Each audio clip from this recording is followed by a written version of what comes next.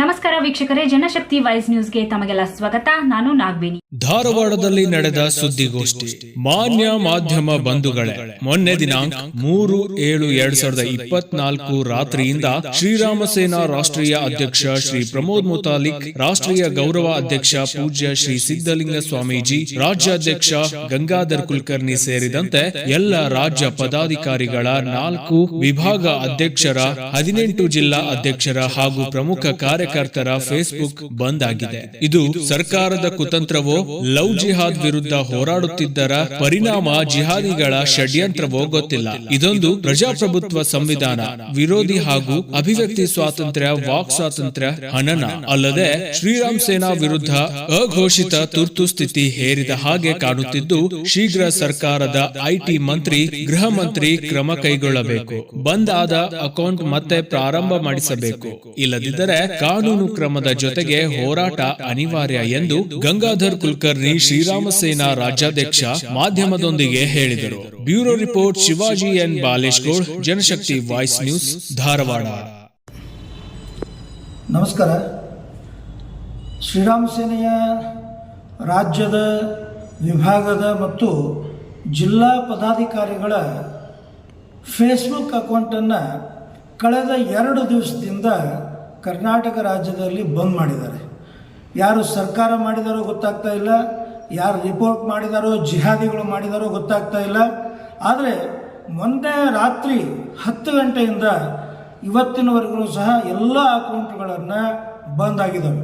ನನಗನ್ನಿಸ್ತಾ ಇದೆ ಇದರಲ್ಲಿ ಪ್ರಬಲವಾಗಿ ಲವ್ ಜಿಹಾದ್ ವಿರುದ್ಧ ಶ್ರೀರಾಮ ಸೇನೆ ಏನೋ ಒಂದು ಅಭಿಯಾನವನ್ನು ತಗೊಂಡಿದ್ದೀವಿ, ಅದರ ಸಾಕಷ್ಟು ಪ್ರಚಾರ ನಡೀತಾ ಇದೆ. ಆ ಹಿನ್ನೆಲೆಯಲ್ಲಿ ಶ್ರೀರಾಮ ಸೇನೆಯ ಹೋರಾಟಗಳನ್ನು ತಡಿಬೇಕು ಅಂಥೇಳಿ ಬಹುಶಃ ಸರ್ಕಾರ ಅಥವಾ ಯಾರೋ ಇದಕ್ಕೆ ಷಡ್ಯಂತ್ರದ ಮುಖಾಂತರವಾಗಿ ಎಲ್ಲ ಶ್ರೀರಾಮ ಸೇನೆಯ ಪ್ರಮುಖರ ಫೇಸ್ಬುಕ್ ಅಕೌಂಟ್ಗಳನ್ನು ಸಂಪೂರ್ಣವಾಗಿ ಬ್ಲಾಕ್ ಮಾಡಿದ್ದಾರೆ. ಪ್ರಮೋದ್ ಮುತಾಲಿಕರು, ನಮ್ಮ ಪೂಜ್ಯ ಸಿದ್ದಲಿಂಗ ಸ್ವಾಮೀಜಿಯವ್ರದ್ದು, ನಂದು, ನಮ್ಮ ರಾಜ್ಯದ ಪ್ರಧಾನ ಕಾರ್ಯದರ್ಶಿಗಳದು, ಹೀಗೆ ಇಡೀ ರಾಜ್ಯದ ಎಲ್ಲರದ್ದು ಸಹ ಮತ್ತು ವಿಭಾಗ ಮತ್ತು ಜಿಲ್ಲಾದ್ದು ಸುಮಾರು 18 ಜನ ನಮ್ಮ ಜಿಲ್ಲಾ ಅಧ್ಯಕ್ಷರುಗಳದ್ದು ಬ್ಯಾನ್ ಮಾಡಿದ್ದಾನೆ, ಬ್ಲಾಕ್ ಮಾಡಿದ್ದಾರೆ. ವಿಭಾಗದವ್ರದ್ದು 5-6 ಜನರದ್ದು ಅವ್ರದ್ದು ಸಹ ಬ್ಲಾಕ್ ಮಾಡಿದ್ದಾರೆ. ಇದು ಒಂದು ರೀತಿ ಎಲ್ಲೋ ಕರ್ನಾಟಕದೊಳಗೆ ಎಮರ್ಜೆನ್ಸಿ ವಾತಾವರಣ ಆಗ್ತಾ ಇದೆ ಅನ್ನೋವಂಥ ಸ್ಥಿತಿ ನಿರ್ಮಾಣ ಆಗಿದೆ.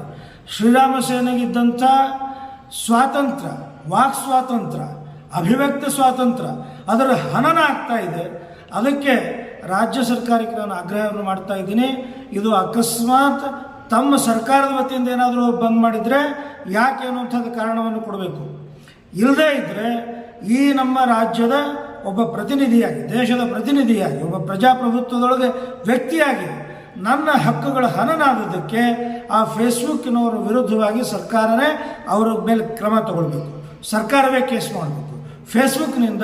ಫೇಸ್ಬುಕ್ ಕಂಪ್ನಿ ಮೇಲೆ ಕೇಸ್ ಮಾಡಬೇಕು ಮತ್ತು ನಮ್ಮ ಅಕೌಂಟ್ಗಳನ್ನು ವಾಪಸ್ ಬರೋ ಹಾಗೆ ಮಾಡಬೇಕು ಅಂತೇಳಿ ರಾಜ್ಯ ಸರ್ಕಾರಕ್ಕೆ ನಾನು ಆಗ್ರಹವನ್ನು ಮಾಡ್ತಾ ಇದ್ದೀನಿ. ಇದೊಂದು ರೀತಿ ಪ್ರಜಾಪ್ರಭುತ್ವದ ಕಗ್ಗೊಲೆ ಇದೆ, ಸಂವಿಧಾನದ ಕಗ್ಗೊಲೆ ಇದೆ. ಇದು IT ಮಂತ್ರಿ ಆದಂಥ ಖರ್ಗೆ ಅವರೇ ನಿಮ್ಮದೇ ರಾಜ್ಯದಲ್ಲಿ ಸಂವಿಧಾನ ಅಂತ ಹೇಳ್ತಾ ಇದ್ದೀರಲ್ಲ, ಸಂವಿಧಾನಬದ್ಧವಾದಂಥ ವಾಕ್ ಸ್ವಾತಂತ್ರ್ಯವನ್ನು, ಸಂವಿಧಾನಬದ್ಧವಾದಂಥ ಅಭಿವ್ಯಕ್ತಿ ಸ್ವಾತಂತ್ರ್ಯವನ್ನು ನಿಮ್ಮ ರಾಜ್ಯದಲ್ಲೇ ಹನನ ಆಗ್ತಾ ಇದೆ. ನೀವೇ IT ಮಂತ್ರಿಗಳಿದ್ದೀರಿ, ಇದರ ಬಗ್ಗೆ ಸಂಪೂರ್ಣವಾಗಿ ಲಕ್ಷ್ಯ ವಹಿಸಿ ಶ್ರೀರಾಮ ಸೇನೆಯಿಂದ ಏನು ಈ ರೀತಿ ನೀವು ಬ್ಲಾಕ್ ಮಾಡಿದ್ರಿ ಆ ಎಲ್ಲ ಫೇಸ್ಬುಕ್ ಅಕೌಂಟ್ಗಳನ್ನು ವಾಪಸ್ ರೀಓಪನ್ ಮಾಡಿಸ್ಬೇಕು ಅನ್ನುವಂಥ ಆಗ್ರಹವನ್ನು ಮಾಡ್ತಾ ಇದ್ದೀನಿ. ಇಲ್ಲದೆ ಹೋದರೆ ಹೋರಾಟ ಮಾಡಬೇಕಾಗುತ್ತೆ ಅನ್ನುವಂಥ ಎಚ್ಚರಿಕೆಯನ್ನು ಸಹ ರಾಜ್ಯ ಸರ್ಕಾರಕ್ಕೆ ಕೊಡ್ತಾ ಇದ್ದೀನಿ. ಧನ್ಯವಾದಗಳು.